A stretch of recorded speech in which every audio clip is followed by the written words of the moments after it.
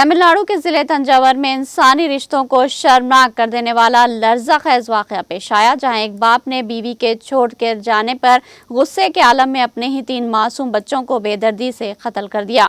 Police के मुताबिक 38 साल विनोद कुमार, जो कि मधुकर के करीब गोपाला समोधरम गांव का रहने वाला बताया गया, पेशे के लिहाज से फोटोग्राफर और ड्राइवर के तौर पर काम करता था। इसकी शादी 35 साल नित्या से हुई थी और इनके 3 बच्चे थे। नित्या का सोशल मीडिया के जरिए जिले थरावर के मानागोड़ी इलाके के एक शख्स से राब्ता हुआ, जिसके बाद तकरीबन 6 माह कबल वो अपने शौहर और बच्चों को छोड़कर इस शख्स के साथ चली गई। बीवी की जुदाई से दिल बर्दाश्त विनोद कुमार ने हाल ही में नित्या से मुलाकात करके उसे वापस घर आने के लिए राजी करने की कोशिश की, ताहम उसने इनकार कर दिया। जहनी दबाव और गुस्से की कैफियत में आकर विनोद ने अपने बच्चों को मिठाई खाने के लिए दी और जैसे ही वो मिठाई खा रहे थे, उसने तेजधार हथियार से इनके गला काट दिए।